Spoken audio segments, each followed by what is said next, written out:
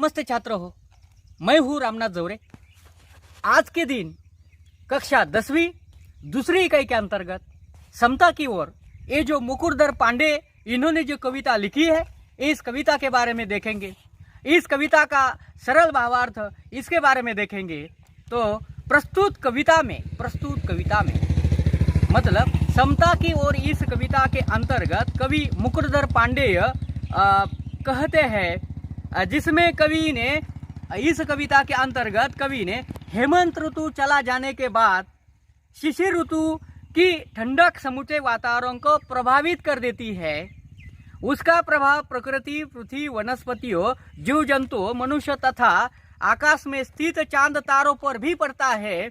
इसका सचित्र वर्णन इस कविता के अंतर्गत किया है। इस ऋतु के प्रभाव के कारण, कौन से ऋतु के प्रभाव के कारण?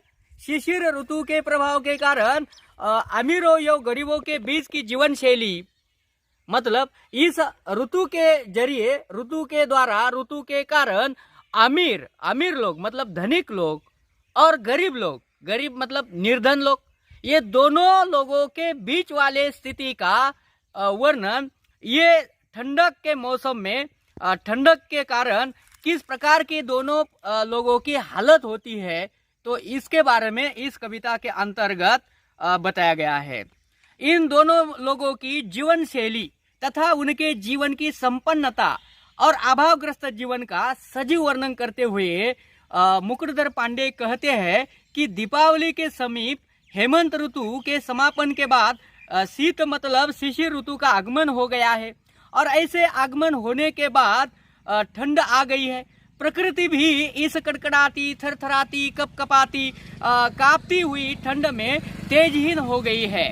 यह ऋतु धनिक वर्ग जैसे सुविधा संपन्न लोगों मतलब अमीर पैसे वाले लोगों के लिए आनंददायी होती है, एक बात कही है। और दूसरी बात कही है कि दीन दरिद्र जैसे सुविधा विहीन लोग, मतलब जिनके पास पैसा नहीं है, कुछ संपत्ति नहीं है, पूंजी नहीं है, ऐसे लोगों के कारण ये लोगों को कष्टदायी जीना पड़ता है, बहुत कष्ट उठाना पड़ता है, बहुत परेशानियों का सामना करना पड़ता है। ये इस कविता के द्वारा मुकुरधर पांडे जी ने यही भी बात उठाई है। प्रस्तुत कविता में मतलब समता की ओर इस कविता में कवि ने शिशिर ऋतु में पड़ने वाली अत्यधिक ठंड से परेशान प्राणियों तथा साधन संपन्न एवं अभावग्रस्त व्यक्तियों के जीवन का सजीव वर्णन करते हुए कहा है। अंत में कवि कहते हैं कि धनवान और निर्धन दोनों भाई भाई है, इसलिए धनी वर्ग के लोगों ने अपनी दीन दरिद्र भाइयों की भलाई के लिए प्रयास करना चाहिए, उसके भलाई के बारे में सोचना चाहिए। इस कविता के द्वारा यही संदेश दिया है, मतलब निर्धन जो लोग हैं इनके बारे में सोचना चाहिए। यदि आपने वो भाई है तो एक भाई दूसरे भाई के काम में आना चाहिए और एक भाई ने दूसरे भाई की भलाई की बात सोचनी चाहिए, उसके भलाई के लिए प्रयास करना चाहिए, कोशिश करना चाहिए। बस यही बात इस कविता के द्वारा मुकुरधर पांडे जी ने यही बात उठाई है। तो देखेंगे कविता का सरल भावार्थ। और ये सरल भावार्थ कविता का देखने से पहले कविता में आए हुए जो अपरिचित शब्द है, कठिन नहीं कहेंगे क्योंकि कठिन कुछ भी नहीं होता है, तो अपरिचित होते हैं। शब्द कैसे होते हैं? अपरिचित होते हैं। अपरिचित शब्दों के बारे में देखेंगे। तो इसमें पहला शब्द आया है भ्रांत। भ्रांत यानी भ्राता, भ्राता यानी इसका पर्यायवाची शब्द है भाई। भ्राता का पर्यायवाची शब्द क्या है? भाई। दूसरा शब्द आया है द्वितीहीन। द्वितीहीन यानी कांति रहित या चमक रहित। तीसरा शब्द है अवनी। अवनी यानी पृथ्वी। कुंजटिका मतलब धुंध। कुंजटिका मतलब धुंध। धुंध मतलब जैसे कि स्पष्ट रूप से दिखाई नहीं देता है, ऐसी बात होती है। तुषार, यहाँ तुषार इस शब्द का अर्थ अलग है। तो तुषार यानी बर्फ। तुषार यानी बर्फ। अगला शब्द है पदम दल। पदम दल मतलब कमल दल। कमल दल ये पानी में होते हैं। कमल दल पानी में वो रहते हैं और पानी में वे खेलते हैं, वे कमल दल होते हैं, उन्हें पद्म दल कहा जाता है। तो कविता में पद्म दल ये शब्द आया है। पद्म दल यानी कमल दल। ताल यानी तालाब। तालाब में पानी भरा हुआ होता है, जिसमें पानी भरा हुआ होता है वही तालाब होता है। तो ये तालाब की बात, तालाब शब्द आया है। तालाब के लिए ताल शब्द है। बिलखाना यानी कष्ट पाना। अन्याय यानी अत्याचारी। नुप्रे यानी राजा। अगला शब्द है दंड। दंड यानी सजा। यथा यानी जैसे। निशा काल यानी रात के समय उन्हें निशा काल कहा जाता है। निज यानी अपने, स्वान यानी कुत्ते, शार यानी गिदड़ और अर्धरात्रि यानी आधी रात। आंगन यानी घर के अंदर खुला छोटा भाग, घर के अंदर जो मतलब बचा हुआ जो भाग होता है, खुला जो भाग होता है, उन्हें आंगन कहा जाता है। तो देखेंगे समता की ओर इस कविता का सरल भावार्थ। तो देख लीजिए इसके अंतर्गत, तो देख लीजिए तो कवि मुकुटधर पांडेय इस कविता के पहले पंक्तियों में कहते हैं कि बीत गया हेमंत भ्रांत शिशिर ऋतु आई, प्रकृति हुई द्युतिहीन अवनी में कुंज टिका ही छाई। कवि कहते हैं कि हेमंत ऋतु का समापन होने के बाद, खत्म होने के बाद, मतलब वही ऋतु खत्म या समाप्त हो गया है, और समाप्त होने के बाद उसका भाई शिशिर ऋतु का आगमन या प्रारंभ, शुरुआत हो गई है। शिशिर ऋतु में कंपा देने वाली ठंड के कारण प्रकृति का मूल रूप चला गया है, वह क्रांति रहित हो गई है, चमक रहित हो गई है। अवनी यानी पृथ्वी पर धुंधलका सा ऐसा माहौल दिखाई दे रहा है, चारों ओर कोहरे के कारण कुछ भी दिखाई नहीं दे रहा है, मतलब स्पष्ट रूप से कुछ दिखाई नहीं दे रहा है। इस प्रकार का माहौल बन गया है। क्यों? क्योंकि बीत गया हेमंत भ्रांत, आ गया शिशिर ऋतु, मतलब शिशिर ऋतु आई, हेमंत ऋतु चला गया, और हेमंत ऋतु चला जाने के बाद, शिशिर ऋतु आने के बाद प्रकृति में इतना बदलाव आ जाता है। अगले पंक्तियों में कवि कहते हैं कि पड़ता खूब तुषार पदम दल, तालों में बिल खाते, अन्याय नुप्र के दंडों से यथा लोग दुख पाते। देख लीजिए, पड़ता खूब तुषार पदम दल, तालों में बिल खाते, ये बात को स्पष्ट कर देने के लिए कवि ने एक अन्यायी नुप्र के उदाहरण देके समझाया है। मतलब अन्यायी राजा जैसा होता है। देख लीजिए, प्रस्तुत पंक्तियों में कवि बताते हैं कि कोहरा चारों ओर जन के पड़ रहा है, अत्यधिक ठंडक से तालाबों में खिल कमल के फूल भी सर्दी से बिलख रहे हैं। जिस प्रकार एक अन्यायी राजा होता है और अन्यायी राजा के दरबार में जो रहने वाले जो लोग होते हैं ये दंड से परेशान होते हैं, उसी प्रकार वे दुखी होते हैं। मतलब दंड के कारण सामान्य लोग क्या होते हैं, अन्यायी राजा के राज दरबार में दुखी होते हैं। उसी प्रकार ये ठंड के कारण ये पानी में, तालाब में जो खिले हुए जो फूल है, पदमदल है, वे भी एक अन्यायी जैसे कि अन्यायी राजा के राज दरबार में लोग दुखी होते, सामान्य लोग दुखी होते उनके दंड के कारण, सजा के कारण, उसी प्रकार ये ठंड के कारण, जाड़े के कारण तालाब में जो पदमदल होते हैं पानी में, वे भी क्या हो गए, उसी प्रकार से उस पीड़ा से क्या है, परेशान है, सर्दी के कारण परेशान है। यही बात समझाइए। आगे की पंक्ति है, निशा काल में लोग घरों में निज जा सोते हैं, बाहर श्वान शार चिल्ला कर बार बार रोते हैं।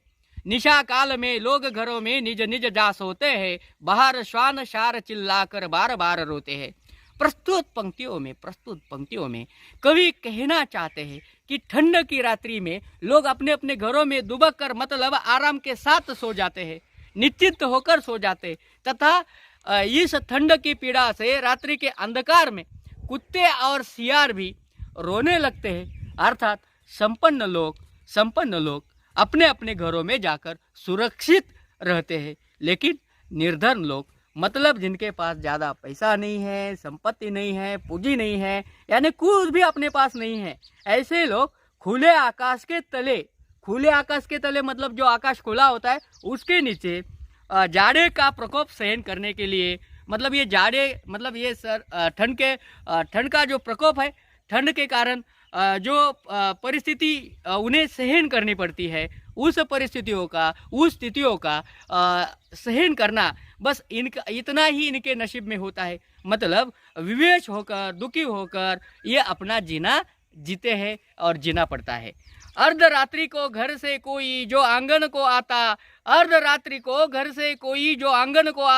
शून्य गगन मंडल को लख यह मन में है भय पाता।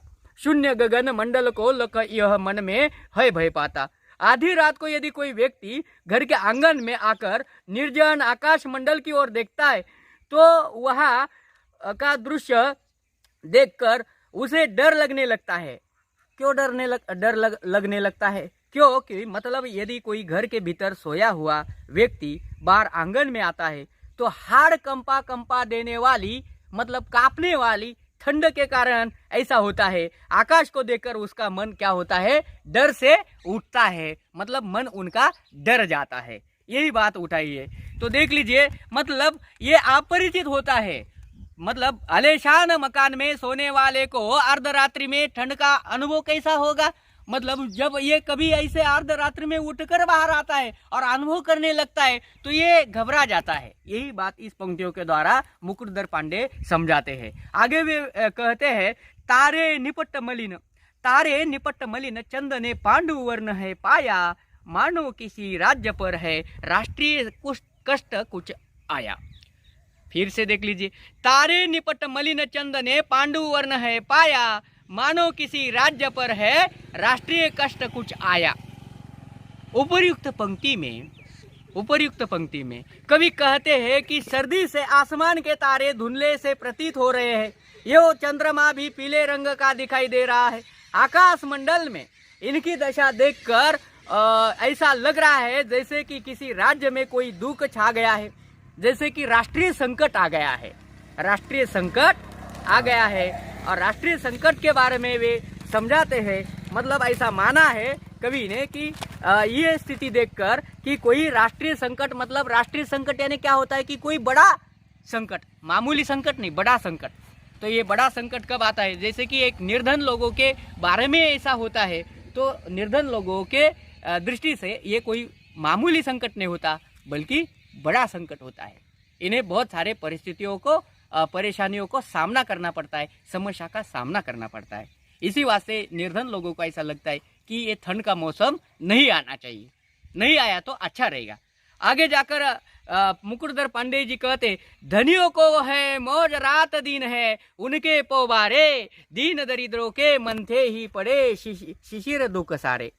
कवि कहते हैं कि शिशिर ऋतु की कष्टदायी ठंड में धनी वर्ग के व्यक्तियों को आनंद ही आनंद मिलता है। ठंड है तो ठंड के दिन में भी आनंद है। क्यों है? क्योंकि इनके पास बहुत सारा पैसा है, संपत्ति है, और इसके कारण वे क्या करते हैं, वे खरीद सकते हैं। मतलब ऊनी कपड़े खरीद सकते हैं, कुछ भी खरीद सकते हैं, पैसों के जरिए वो कुछ भी ले सकते हैं। लेकिन ऐसा दीन दरिद्र लोगों के बारे में नहीं है। तो शिशिर ऋतु जब आती है तो ये शिशिर ऋतु ठंड के साथ आती है और ये दुख लेकर आती है। और किन लोगों के लिए दुख पहुंचाती है ये ठंडता? तो ये गरीब निर्धन लोग जो होते हैं उन्हें दुख देने वाली, मतलब ज्यादातर अधिक दुख उपभोग्य के लिए इन लोगों को मिलता है। मतलब दुख का ये अनुभव इन लोगों को मिलता है। ये जब ऋतु आती है तो इस ऋतु के जरिए इन निर्धन लोगों को दुख का ही सामना करना पड़ता है, मतलब दुख ही रहना पड़ता है। यही बात बताइए। आगे जाकर मुकुटधर पांडे अगले पंक्ति में कहते हैं, वे खाते हैं हलवा पूड़ी, दूध मलाई ताजी, उन्हें नहीं मिलती पर सूखी रोटी और न भाजी। देख लीजिए कितनी आश्चर्य की बात है। वे खाते हैं हलवा पूड़ी, दूध मलाई ताजी, उन्हें नहीं मिलती पर सूखी रोटी और न भाजी। प्रस्तुत पंक्तियों में मुकुटधर पांडे जी कहते हैं कि धनी व्यक्ति को तो भोजन में ही और भोजन के साथ ही हलवा पूरी, दूध मलाई का सेवन मिलता है, करने का अनुभव मिलता है, वे कर देते हैं। लेकिन गरीबों को तो 2 वक्त की सूखी रोटी भी नसीब में नहीं होती। अगर उन्होंने कुछ सुबह खाया भी हो तो रात के समय उन्हें फिर खाने के लिए कुछ मिलेगा इसका भरोसा नहीं है। उन्हें खाने को कुछ मिलेगा ये भी कंफर्म नहीं है, मतलब निश्चित रूप से बता नहीं पाते और बता नहीं सकते, क्योंकि निर्धन लोगों के नसीब में इस प्रकार का खाना मिलेगा ये निश्चित नहीं होता है। मतलब इस परिस्थिति का भी सामना इन लोगों को करना पड़ता है। आगे जाकर वे कहते हैं, वे सुख से रंगीन कीमती ओढ़े शाल दुशाले, पर इनके कंपित बदनों पर गिरते हैं नीत पाले। फिर से सुनिए, वे सुख से रंगीन कीमती ओढ़े शाल दुशाले, पर इनके कंपित बदनों पर गिरते हैं नीत पाले। प्रस्तुत पंक्तियों में मुकुटधर पांडे कहते हैं धनिक और निर्धन लोगों के आर्थिक स्थिति के दर्शन करवाते हैं, और आर्थिक परिस्थिति का दर्शन करवाते हुए वे कहते हैं कि अमीर लोग ठंड से सुरक्षा के लिए कीमती ज़्यादा पैसों वाली शाल दुशाल कपड़े ओढ़कर मतलब वो खरीद सकते हैं, शान से भ्रमण कर सकते, यहाँ से वहाँ सफ़र कर सकते, यहाँ से वहाँ जा सकते, कहीं भी जा सकते, सफ़र कर सकते, और सफ़र करते वक्त एक कीमती वाले जो ओढ़े शाल दुशाले हैं, कपड़े हैं, वे पास रख सकते। लेकिन इसके उलट है, किसका मतलब इन लोगों के उलट है गरीब लोगों के बारे में, क्योंकि गरीब लोगों का शरीर तो हमेशा ठंड से कांपता रहता है, क्योंकि इनके पास पैसा न होने के कारण ये कुछ भी इस प्रकार का साहित्य खरीद नहीं सकते और ठंड का सामना करना इनके नसीब में होता है। यही बात कवि मुकुटधर पांडे इस पंक्तियों द्वारा स्पष्ट कर देते हैं। आगे जाकर वे कहते हैं कि वे है सुख साधन से पूरित, मतलब कौन? धनिक लोग। वे है सुख साधन से पूरित सुगर घरों के वासी, इनके टूटे फूटे घर में छाई सदा उदासी। देख लीजिए, धनिक वर्ग के पास सुख की तरह तरह के साधन होते हैं और वे सुंदर सुंदर घरों में रहते, मतलब आलीशान मकान में रहते, आलीशान मकान बना देते पैसों के जरिए, और ऐसे मकान में वे रहते हैं। तो दूसरी ओर गरीबों और दरिद्रों के घर टूटे फूटे झुग्गी झोपड़ियों में ये गरीब लोग रहते। झुग्गी झोपड़ी मतलब जैसे कि झोपड़ी होती है, और ये झोपड़ी में कौन रहता है? तो निर्धन, कम पैसे वाला, जिनके पास पैसा नहीं है, ऐसे लोग झोपड़ियों का अनुभव करते हैं। और झोपड़ी में देख लीजिए क्या होता है, जैसे कि आलीशान मकान में जो जितनी साधन सामग्री उपलब्ध होती है, साहित्य होता है, उस प्रकार का माहौल झोपड़ी में नहीं होता है। तो झोपड़ी में क्या होता है देख लीजिए, उनमें किसी तरह की कोई सुविधा नहीं होती, वहाँ सदा उदासी का माहौल बना रहता है और सदा उदासी के साथ इन लोगों को जीना पड़ता है। यही बात कवि इस पंक्तियों के द्वारा मुकुटधर पांडे हमें समझाते हैं, दिखाते हैं। आगे जाकर कवि कहते, पहले हमें उदर की चिंता थी न कदापि सताती, पहले हमें उदर की चिंता न थी कदापि सताती, माता समथी प्रकृति हमारी पालन करती। देख लीजिए, कवि इन पंक्तियों के द्वारा कहते हैं कि पहले सब लोगों को प्रकृति पर निर्भर रहते थे, सब लोग प्रकृति पर निर्भर रहकर जीना जीते थे, लेकिन किसी को पेट भरने यानी शुद्धा पूर्ति की कोई चिंता करने की आवश्यकता नहीं थी। मतलब ये प्रकृति हमारी जो हर एक समस्या को की पूर्ति करती थी, लेकिन आजकल ऐसा नहीं रहा है, क्योंकि प्रकृति सब बदल गई है। प्रकृति से ही सारी आवश्यकताएं पूरी हो जाती थी पहले जमाने में, लेकिन आजकल इस प्रकार की अनुभूति हमें नहीं मिल रही है, क्योंकि वह माता की तरह हमारा पालन पोषण किया करती थी। देख लीजिए, आजकल की परिस्थिति बदल गई है। आगे जाकर अंत के पंक्ति में कवि मुकुटधर पांडे समझाना चाहते हैं, हमको भाई का करना उपकार नहीं क्या होगा, हमको भाई का करना उपकार नहीं क्या होगा, भाई पर भाई का कुछ अधिकार नहीं क्या होगा। और ये दो पंक्तियों के जरिए इस कविता का उद्देश्य समझ में आता है। मतलब कविता के जरिए, कविता के द्वारा मुकुटधर पांडे इस समाज में रहने वाले हर एक इंसान को क्या समझाना चाहते, क्या बतलाना चाहते, ये पंक्तियों के द्वारा हमें समझ में आता है। मतलब इस कविता की जो सीख है, कविता का उद्देश्य जो है, कवि का जो मकसद है ये कविता लिखने के पीछे, तो यही उद्देश्य रहा है कि मनुष्य में कोई अंतर या फर्क नहीं करना चाहिए। एक मनुष्य ने दूसरे मनुष्य के बारे में सोचते वक्त, समझते वक्त, एक मनुष्य ने दूसरे मनुष्य के बारे में ऐसा अंतर नहीं समझ लेना चाहिए। सभी का आपस में भाई भाई का नाता है। यदि सभी लोगों में आपस का भाई भाई का नाता है, भाई भाई का रिश्ता है, एक आदमी दूसरे आदमी का भाई लगता है, तो क्या एक भाई का दूसरे भाई पर कुछ ना कुछ अधिकार होता है। मतलब कुछ ना कुछ अधिकार होता है, और अधिकार के जरिए इसलिए हमारे मन में एक दूसरे का उपकार करने की भावना होनी चाहिए। एक दूसरे के लिए एक भाई ने दूसरे भाई के काम में आना चाहिए और उसके भलाई के बारे में सोचना चाहिए, उन्हें ऊपर उठाने के लिए प्रयास करना चाहिए, कोशिश करनी चाहिए। यही बात समझाई है। मतलब धनिक लोग जो है, इनके पास जो धन पड़ा हुआ है, ये दूसरों के काम, निर्धन लोगों के काम में आना चाहिए। उन लोगों ने, धनिक लोगों ने निर्धन लोगों के लिए सहायता करनी चाहिए। यही बात इस कविता के द्वारा मुकुटधर पांडे ने हमें समझाई है। सब लोगों को ये कविता के द्वारा ये बात दे दी है। तो धन्यवाद। आज के दिन इस वीडियो के द्वारा आप लोगों को समता की ओर ले जाने वाली मुकुटधर पांडे जी की कविता या खत्म हो गई है। लेकिन इस वीडियो को आप पसंद करते हैं तो आगे जाकर इस वीडियो को शेयर कीजिए, क्योंकि जो लोग इसके बारे में नहीं जानते हैं, इस स्थिति के बारे में नहीं जानते हैं, पहचानते, तो इस स्थिति का अनुभव करने के लिए, अनुभूति मिलने के लिए ये दूसरों के पास ये वीडियो जाना जरूरी होगा। इसी वास्ते क्या कीजिए, इस वीडियो को शेयर कीजिए। धन्यवाद।